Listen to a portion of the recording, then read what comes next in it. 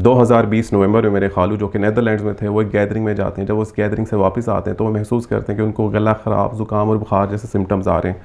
उन दिनों कोविड अरूज पर था और मेरे खालू एक हाई रिस्क पेशेंट थे अपनी एज की वजह से। तो वो कॉल करते हैं गवर्नमेंट हॉस्पिटल में। नेदरलैंड एक वेलफेयर स्टेट है, वहाँ सारा खर्चा जो पेशेंट्स का होता है वो गवर्नमेंट ही सारा उठा रही होती है। तो उन्होंने कोविड ही को अपना डायग्नोसिस बनाते हैं। उन्होंने कहा कि आप घर में रहें, हम आपका टेस्ट के लिए किट्स भी भेजते हैं और साथ साथ ये आप सिम्टोमेटिक मैनेजमेंट जारी रखें।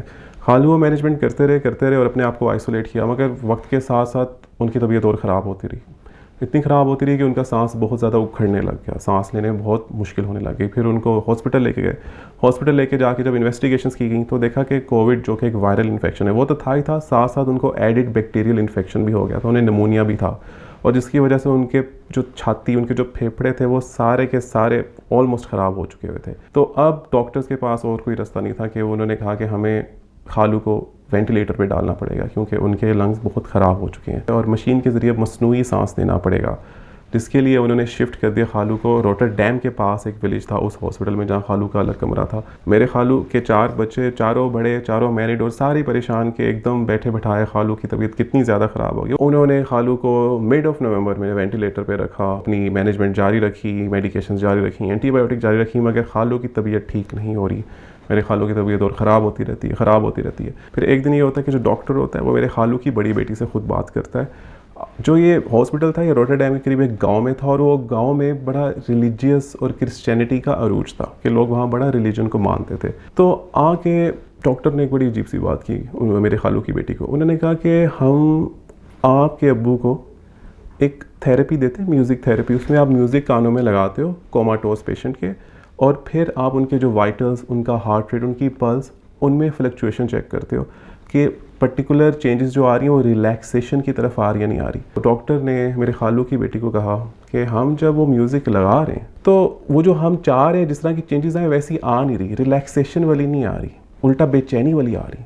तो ये हमें समझ नहीं लग रही है क्या हो रहा है। जिसमें खालू की बेटी ने डॉक्टर को बताया कि जो खालू हैं यानी जो उनके अब्बू हैं वो वहाँ पे एक स्कॉलर है, मस्जिद में वो अज़ान देते हैं, साथ साथ वो तबलीग करते हैं। तो हम चाहेंगे कि म्यूज़िक की जगह अगर आप कुरान की तलावत उनके कान में लगा दें फिर शायद कुछ हो जाए। डॉक्टर क्रिश्चियन था खुद, मगर उसने कहा कोई मसला नहीं, हम कुरान इनके कान में लगा देते हैं। फिर कुछ दिनों बाद डॉक्टर की खालू की बेटी से मुलाकात होती है और फिर वो कहते हैं कि हमने जब कुरान इनके कानों में लगाया, दिन में घंटा लगाते थे, तो अब जो चेंजेस आ रही हैं वो आ रही है जिसमें हमें लग रहा है कि बंदा रिलैक्स हो रहा है। जो कोमाटोस पेशेंट है वो खुद खालू वेंटिलेटर में, मगर जो वाइटल साइंस उनके चेंज हो रहे, जो हार्ट रेट और पल्स उनकी जिस तरह चेंज हो रही है, अब वो उस लिहाज से हो रही है कैसे लग रहा है कि पेशेंट रिलैक्सड है। और मेरे खालू खुद हाफिज़ कुरान भी थे। फिर बाद में क्या हुआ, उन्होंने 10 दिन ऐसे करते रहे। मिड ऑफ दिसंबर में जाके उन्होंने दोबारा फैमिली को बुलाया।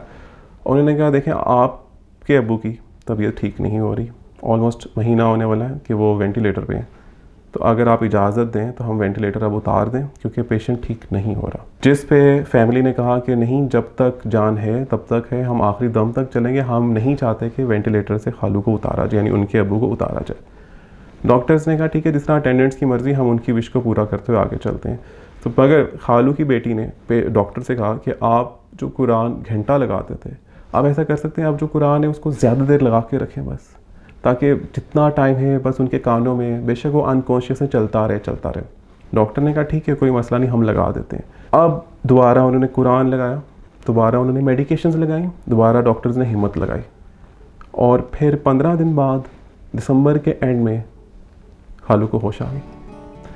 और जब होश आई तो फिर डॉक्टर ने खालू की बेटी को बुलाया और डॉक्टर ने खालू की बेटी से कहा कि this is a miracle I have seen.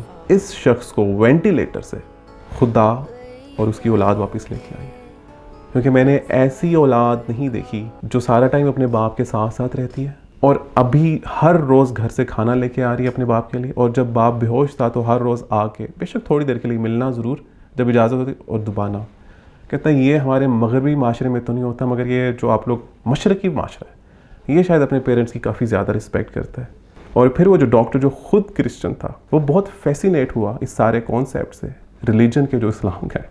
उसने कहा मैं खुद, जब आपके खालू को बिल्कुल सही तरह होश आ जाएगी, मैं इस बारे में, इस दीन के बारे में जानना चाहूँगा कि ये क्या है दीन और क्या तबलीग करते हैं इस बारे में। आज मेरे खालू बिल्कुल तंदुरुस्त माशाल्लाह से, अभी भी मस्जिद जाते हैं, वहाँ तबलीग करते हैं, वहाँ लोगों को सिखाते हैं, मौज़िन हैं, हाफिज़ कुरान है। अब ये आपकी मर्ज़ी है कि आप कहना चाहेंगे खालू को 1.5 महीने बाद वेंटिलेटर से खुदा वापस लेके आया, या फिर साइंस वापस लेके आए, या फिर डॉक्टर्स वापस लेके आए, या फिर औलाद की एफर्ट वापस लेके आई। मगर एक चीज़ से आप इनकार नहीं कर सकते कि जो फेथ होता है इंसान, चाहे इंसान होश में हो या चाहे इंसान बेहोश हो, वो हमेशा उसके साथ रहता है। और कभी कभी हमें ज़िंदगी में एक ब्रेथ ऑफ फेथ चाहिए होती है जो हमें मौत से ज़िंदगी की तरफ वापस ले आता है। आपके पास भी कोई ऐसा वाक़या हो जिसके बाद आपका फेथ और ताज़ा हो गया, regardless of the religion you are following, तो मेरे से प्लीज़ शेयर कीजिएगा मेरे इनबॉक्स में। I would love to make a video on it. और तब तक अपना ख्याल रखिएगा और अपने पेरेंट्स का ज़रूर ख्याल रखिएगा। अल्लाह हाफ़िज़।